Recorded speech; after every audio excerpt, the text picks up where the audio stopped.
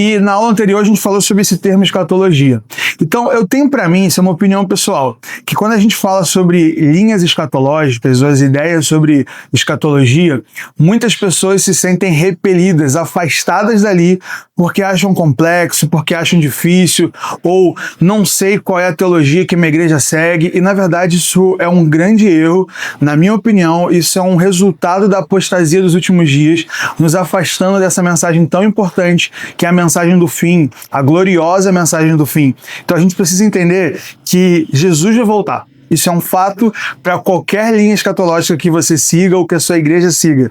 Isso é importante porque se você tira essa parte do evangelho, como a gente falou na aula anterior, o nosso evangelho se torna em parte, não é completo, não é a mensagem completa, não é a boa notícia por completo. Só que eu sei que quando a gente fala sobre linhas escatológicas, muita coisa fica confusa na nossa cabeça. Então o que eu vou tentar fazer aqui é, de uma forma muito simples, desmistificar isso para você, tá bom? Quando a gente fala sobre essas linhas, são 4 as principais linhas. Você não precisa decorar esses nomes, tá? Esses nomes são, eu vou falar aqui para você, mas você não precisa decorar, mas é só para você entender de verdade. A primeira linha escatológica, e é a que eu entendo como correta, é o pré-milenismo histórico. Pré-milenismo histórico. O que acontece?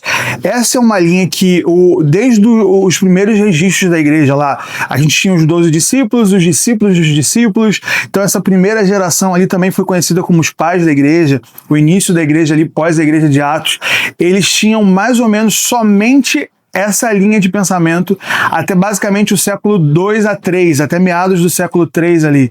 Então a gente não vê registros das outras linhas ou das outras formas de pensar sobre o fim dos tempos até mais ou menos o século 3, século 2 e século 3 ali. Então os discípulos, os primeiros discípulos pensavam dessa forma, por isso que o termo histórico, pré-milenismo histórico, é histórico porque historicamente era como a igreja pensava. O segundo ponto dessa linha é o seguinte, ela acredita que a igreja passará pela grande tribulação, haverá o arrebatamento no final da grande tribulação e Jesus vem governar na terra no reino milenário, um reino de 1000 anos, literais, 1000 anos acontecendo.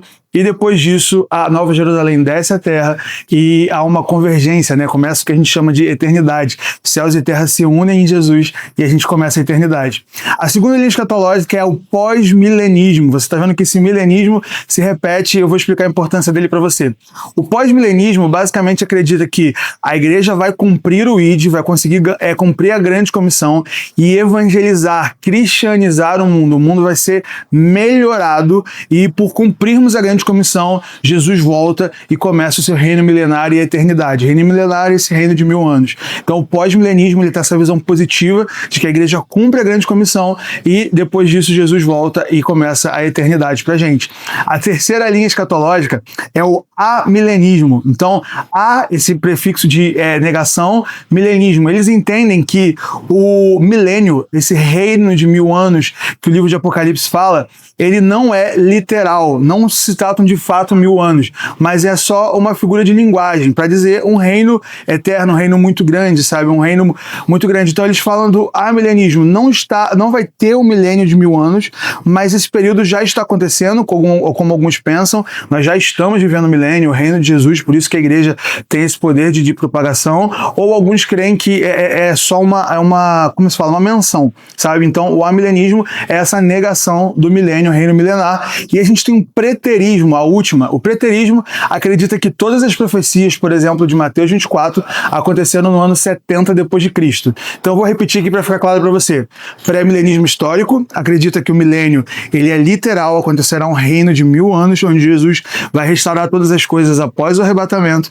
O pós-milenismo, a igreja cumpre a grande comissão e depois o Jesus volta para essa terra cristianizada. O amilenismo nega o milênio, diz que isso é uma forma de falar, uma ilustração, perdão. E o preterismo acredita que todas essas profecias aconteceram no ano 70 depois de Cristo, quando Jerusalém foi atacada ali pelo imperador romano e o templo é destruído, etc. Por que o milênio é importante aqui, gente? O milênio é esse reino que o livro de Apocalipse fala, mas em outros textos bíblicos também há referência sobre eles, que que é um reino de 1000 anos. Então, como a linha, por exemplo, do amilenismo acredita que isso é só uma ilustração. O pré-milenismo histórico, por exemplo, acredita que são 1000 anos literais. É interessante que a grande discussão, quando a gente fala sobre linhas escatológicas, é sobre o arrebatamento e o reino milenar. O arrebatamento vai acontecer antes ou depois da grande tribulação. No arrebatamento antes da grande tribulação, basicamente começaram no século 17. Houve historicamente uma reunião ali, era uma reunião de pessoas cristãs, sabe? Eu acredito que bem intencionadas. E eles estavam orando sob a liderança de um pastor chamado John Derby. Esse pastor ficou mundialmente conhecido até os nossos dias porque ele escreveu a Bíblia de Estudo Scofield. E naquela reunião de oração, uma das irmãs ali, ela teve uma revelação sobre o arrebatamento acontecendo antes da grande tribulação e a igreja sendo salva antes daquele período difícil que o livro de Apocalipse e alguns outros textos citam ali. O que acontece? Naquela época, o Estado de Israel não existe. Hoje você está ouvindo isso, existe o Estado de Israel lá no Oriente Médio. Naquela época era Palestina, então não existia. Com uma maioria, quase mais de 90% das profecias bíblicas relacionadas ao fim tem como ponto de referência Israel. Israel é tido até como um relógio de Deus. Naquela época não tinha Israel, então você não tinha um ponto muito importante no cumprimento das profecias, que era esse Estado. Então eles entendiam o seguinte: já que não existe o Estado de Israel, tudo isso que a gente está lendo é figurado, é uma figura de linguagem, é uma ilustração. Então eles entendiam daquela forma que o arrebatamento aconteceria antes da grande tribulação. O pastor John Derby, ele vai e escreve essa Bíblia de Estudo, Scofield, e ele começa primeiro na Europa a propagar essa mensagem que eles tinham ali. Novamente, eu acredito que eram bem intencionados, eles só não tinham a completa revelação das coisas naquele período.